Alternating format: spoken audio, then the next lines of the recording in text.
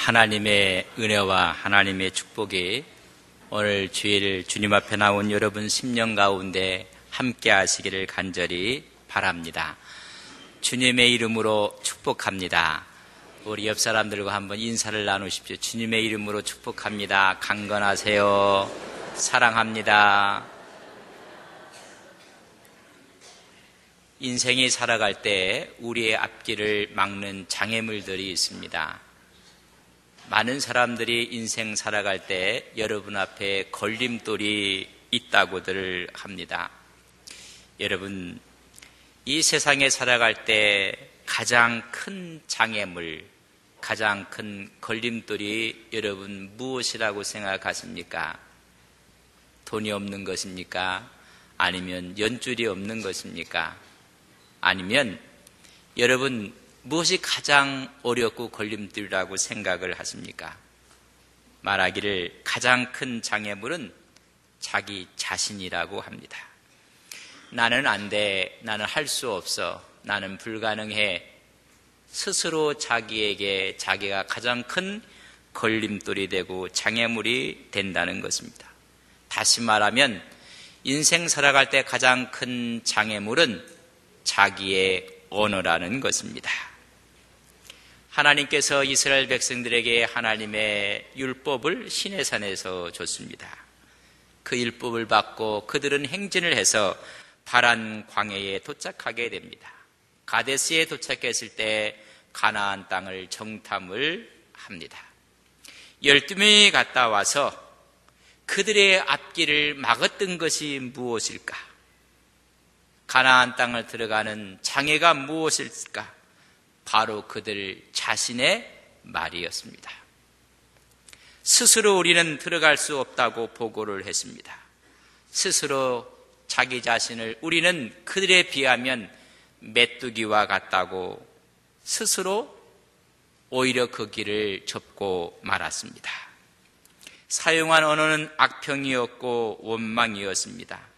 그들의 언어가 그들의 길을 막은 것입니다. 우리 언어를 보면 언어는 미래와 밀접한 관계를 맺고 있습니다.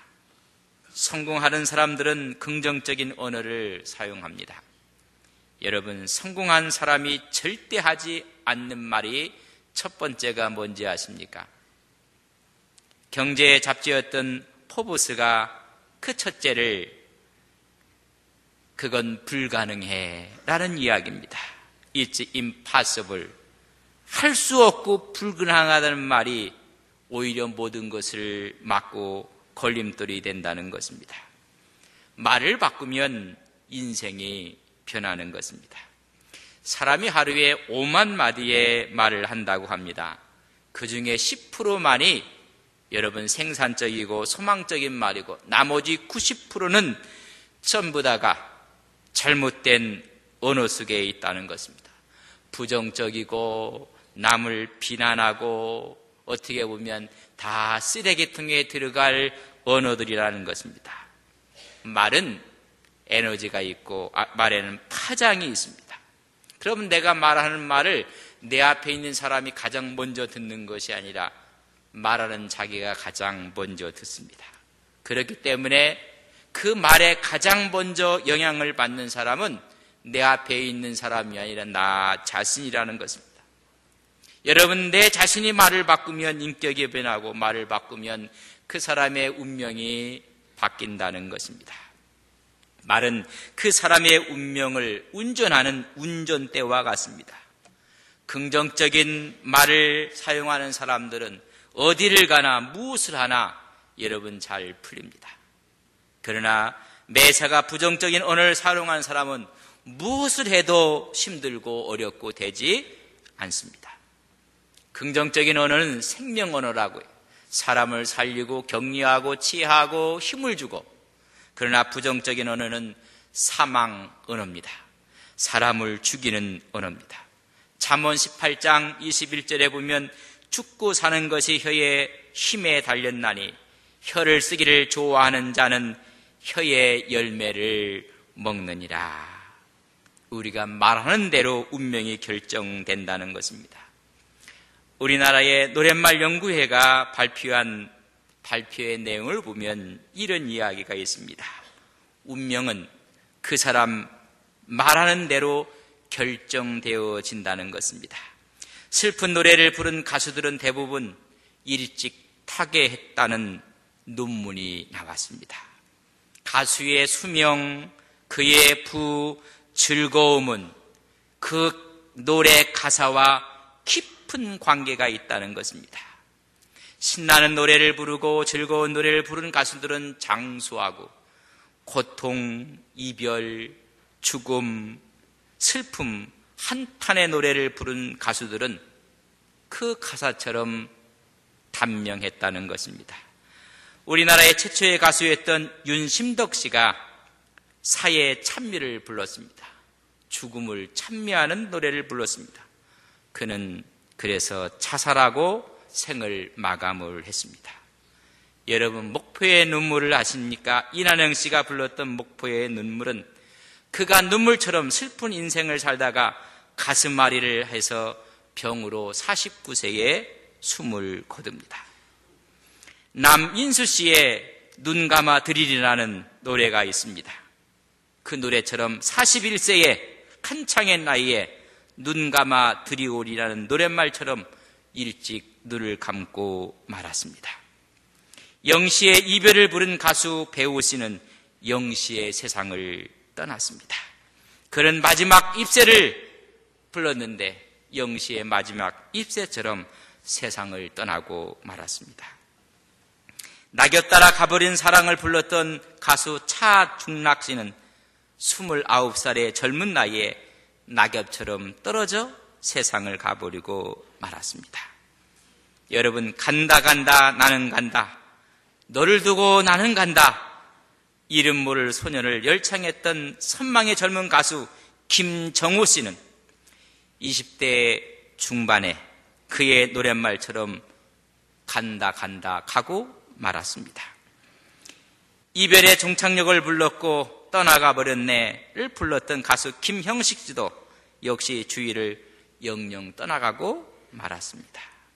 우울한 편지를 부른 가수 유재 씨는 교통사고로 말 그대로 우울한 죽음을 맞게 되었습니다. 가수였던 김광석 씨는 서른 즈음에라는 노래를 불렀는데 바로 서른 그 즈음에 세상을 떠나고 말았습니다. 이별을 불렀던 패티김은 작가 길효군 씨와 이별을 하고 말았습니다. 여러분, 이런 노래 아십니까? 세상은 요지경. 이 불렀던 사람이 누군가 하면 여러분, 신신혜 씨가 불렀습니다. 그는 사기를 당하고 모든 것을 잃어버렸습니다. 그의 노랫말을 보면 여기도 짜가 저기도 짜가, 짜가가 판을 친다 해서 그의 인생 주변은 전부 다 짜가로 속고 말았습니다. 가수 조미미는 35세까지 결혼을 못하는 노처녀였는데 그의 곡이 히트를 하자 결혼을 했습니다. 바다가 육지라면. 이것이 히트하면서 제1교포가 바다를 건너와서 결혼을 성사했습니다. 오랫동안 노처녀로 지냈던 만남을 불렀던 노사연은 말 그대로 만남을 가져서 행복한 결혼을 하게 되었습니다. 여러분, 이 노래는 누가 불렀는지 아십니까? 쨍하고 햇들날 송대관 씨가 불렀습니다. 그는 주춤했다가 오늘 다시 가수로 복귀하며 인기를 점점 얻게 되었습니다. 그의 노랫말처럼 진짜 쨍하고 해 뜨는 날이 어서 지금도 해가 뜨고 있습니다. 송대관 씨가 처음 불렀던 노래 가운데 세월이 약이겠지요. 그는 세월이 흘러가면서 약으로 쨍하고 해가 뜨고 있습니다. 가수가 노래를 취입하기 위해서는 2000에서 3000번 노래를 부른다고 합니다. 참 많은 횟수의 노래를 부릅니다. 이렇게 부르다 보면 자기도 모르는 사이에 그 노랫말 가사가 자기에게 영향을 준다는 것입니다. 작곡가가 가수에게 곡을 하나 줍니다. 그러면 가수가 부르는 그 노래를 여러분 작곡가가 듣습니다. 듣고 나서 이야기를 합니다. 주문을 합니다. 아니면 핀잔을 주기도 합니다. 감정이 부족하다. 노랫말에 감정을 실으라는 것입니다. 좀 더 감정을 넣으라. 감정을 넣어 부른 노래가 여러분 성공할 수가 있습니다. 감정을 집어넣고 노래를 부르다 보니 노래의 가사가 자기 것이 되고 자기가 노랫말의 주인공이 되고 마는 것입니다. 감정을 제대로 넣어 부른 노래가 히트하는 것입니다. 그것이 히트하기 위해서는 수백, 수천 번을 부릅니다. 잠재의식 속에 그 가사가 자기를 다 지배를 하는 것입니다. 그 가사가 진실인 것처럼 사실인 것처럼 잠재의식에 들어와 나중에는 그것이 자기의 현실이 돼서 그 내용대로 운명을 결정하는 것입니다. 100명을 대상으로 히트곡을 조사하며 그의 운명과 어떤 관계를 미쳤는가를 조사했더니 놀랍게도 91명의 가수가 자신의 히트곡이 그 가수의 운명을 만들었다고 합니다. 요절한 가수들은 너나 없이 죽음과 연결된 노래를 불렀다는 보고입니다. 여러분, 어떤 노래를 부르고 있습니까? 우리말에 말은 씨가 된다고 했습니다. 여러분, 바보 온달과 평강공주를 아십니까? 평강공주가 얼마나 많이 우는지 그의 아버지 왕이 울음을 그치기 위해서 한 말이 있습니다. 너 자꾸만 울면 바보 온달에게 시집을 보낸다. 또 그러니까는 너 울면 바보 온달에게 시집을 보낸다. 크면서 울면서 들었던 이야기가 바보 온달에게 시집을 보낸다는 이야기를 듣고 자랍니다. 나도 모르는 사이에 그것이 각인이 돼서 내 신랑은 바보 온달인가 보다. 그가 나이가 16살이 됐을 때 이제 상부고시 않고 결혼을 맺어 출가를 시키려고 합니다. 그러나 평강공주는 들었던 그 말이 자기의 현실처럼 다가오는데 자기 아버지에게 왕입니다. 왕이여, 왕이 말을 바꾸면 안 됩니다. 나의 부금은 바보 온달입니다. 화가 났던 왕은 공주를 내쫓고 말았습니다. 바보 온달을 찾아가서 결혼을 합니다. 그때 말합니다. 당신은 바보가 아닙니다. 당신은 정말 훌륭한 장군이 될 수 있습니다. 내조 덕에 그는 훌륭한 장군이 됐습니다. 여러분, 말이라는 것이 이렇게 무서운 힘을 갖고 있습니다. 이스라엘 백성들이 하나님 앞에서 백성 앞에서 말을 합니다. 그 말이 오늘로 얘기하면 막말을 하고 있었습니다. 막말이라는 사전의 뜻은 되는 대로 함부로 하거나 속되게 말을 하는 것입니다. 세월호 사건으로 수많은 사람들이 가슴 아파할 때 막말로 인해서 더 많은 사람들의 마음을 무겁게 했던 것을 우리는 기억하고 있습니다. 정치계에서도 막말이 있고 인간이 살아가는 사회에서도 막말이 너무나 많이 있습니다. 그러나 이스라엘 백성들도 하나님 앞에서 막말을 하고 있습니다. 오늘 읽지는 못했지만 14장 2절에 보면 이 광야에서 죽었으면 좋았을 것을, 차라리 이 광야에서 우리가 죽는 것이 낫다고 막말을 합니다.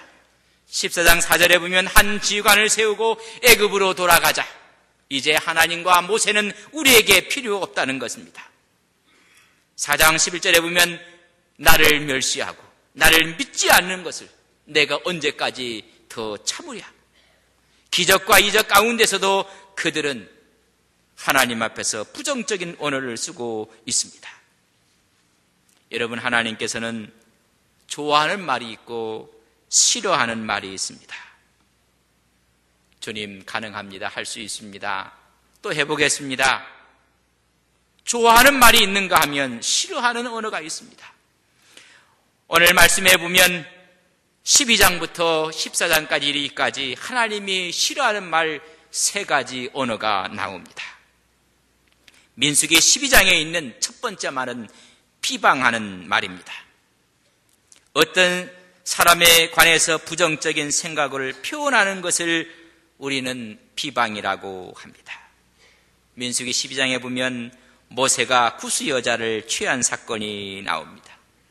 이를 계기로 해서 미리암과 아론이 모세를 비방했다고 합니다. 비방의 원인은 모세가 구스 여자를 취한 것이 아니었습니다. 진정한 이유는 단지 모세가 구스 여자를 얻은 것을 여러분 비방의 구실로만 삼았을 뿐입니다. 그것보다 더 중요한 불만이 뭐였는가? 왜 모세만 특별 대우를 받는가 였습니다. 미리암의 마음속에 감춰져 있는 불만이 여러분 구스 여자를 얻는 것이 구실이 돼서 표출되고 말았습니다. 인간에게는 심층의 문제를 한번 봐야 되는 것입니다. 하나님이 모세에게만 특별한 권위를 부여했다고 생각을 하면서 비방이 나온 것입니다. 사람들이 모세를 중심으로 움직이고 있다는 사실 때문에 미리암과 아론은 화가 난 것입니다. 왜 모세만 관심을 쏟느냐는 것입니다. 우리도 있다. 모세만 있는 것이 아니라는 것입니다.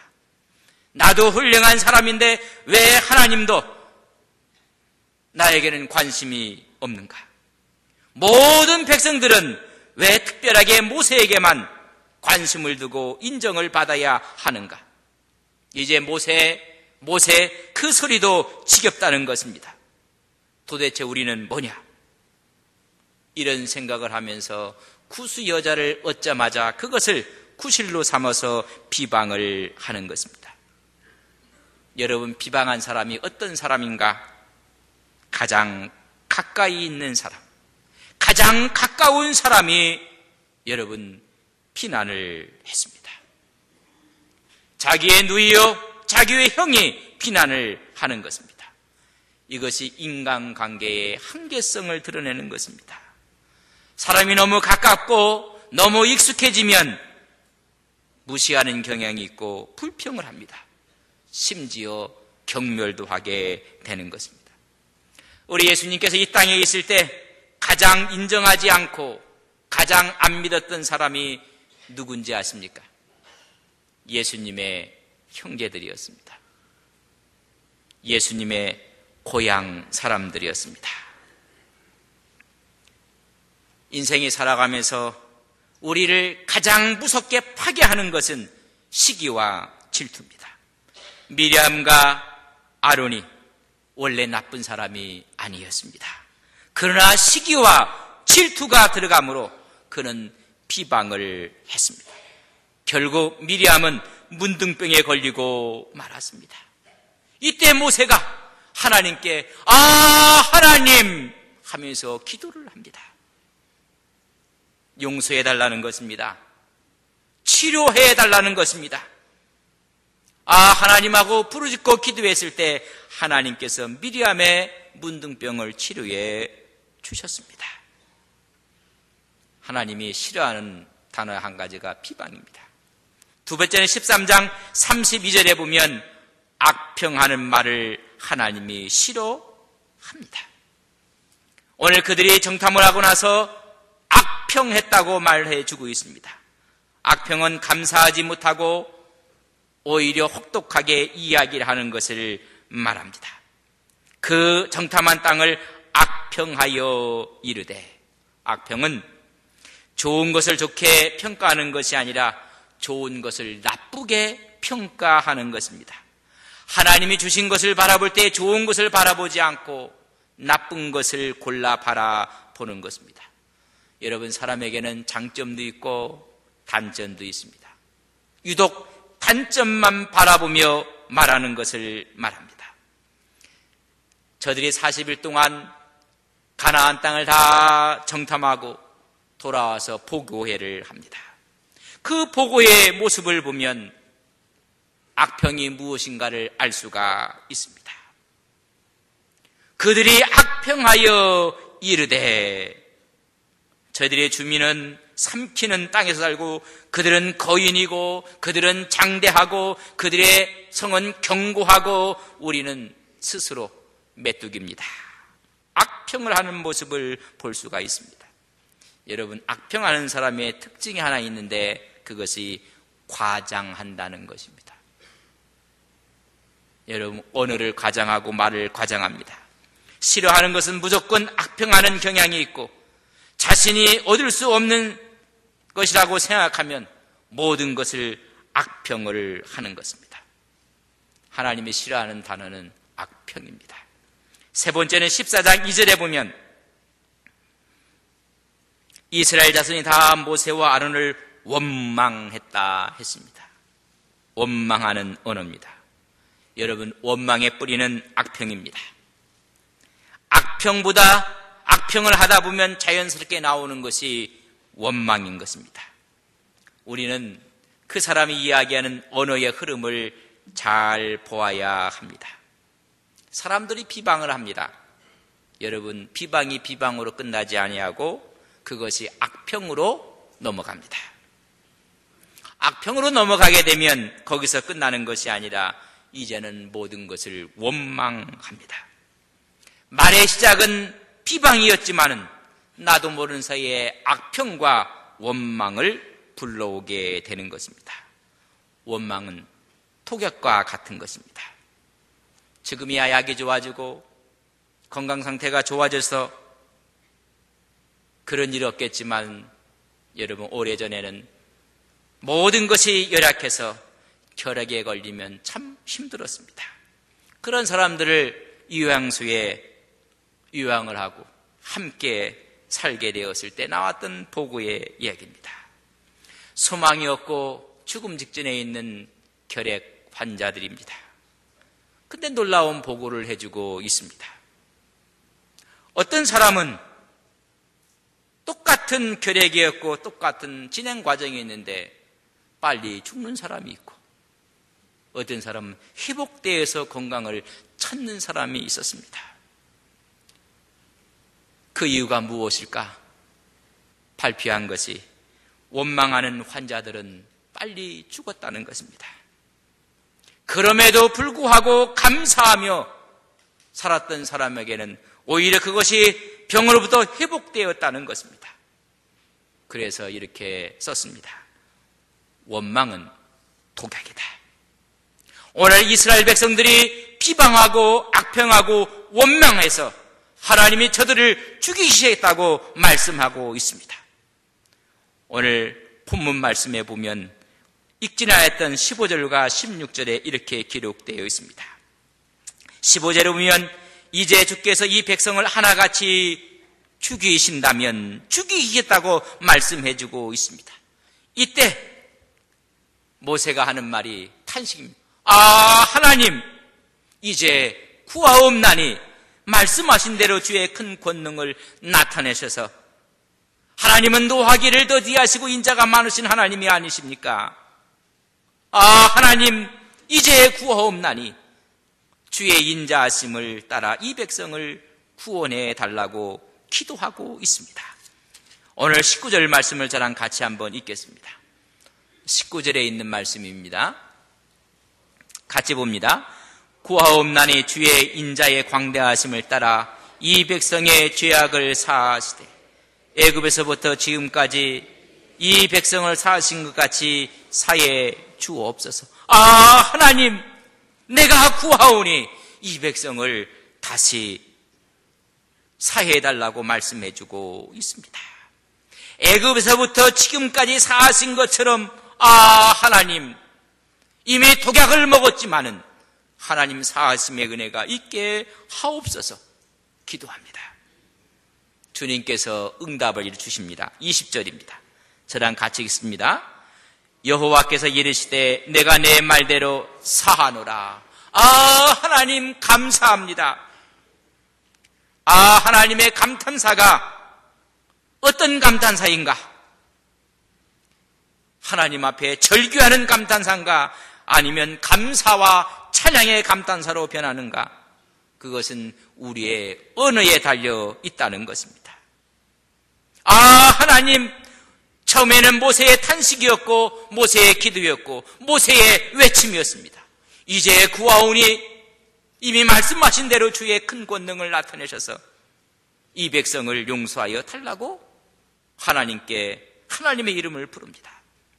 하나님께서 그들의 죄를 사하여 주시겠다는 말씀 앞에 아, 하나님 감사합니다. 찬양의 소리요 감사의 소리로 하나님께 응답하고 있습니다. 여러분, 우리의 신앙은 어떤 감탄사로 하나님 앞에 드려지고 있습니까? 아, 하나님 감사합니다. 그때 주신 말씀이 21절에서 24절의 말씀이면 내가 순종했던 사람들에게는 약속의 땅 가나안을 허락해 줄 것입니다. 그러나 거역한 사람들, 비방하고 악평하고 원망했던 사람들은 그 땅을 보지 못할 것입니다. 그러나 그의 자손이 보게 될 것입니다. 하나님 앞에 아, 하나님 탄식의 소리와 이 기도의 소리가 없었더라면 이스라엘 백성들은 다 죽었을 것입니다.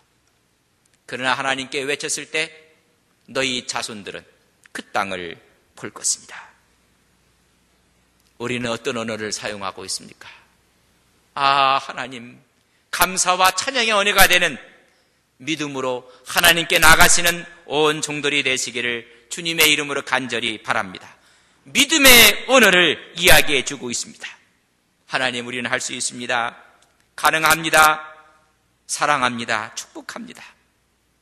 하나님의 이름으로 우리는 격려하고 칭찬하는 것입니다.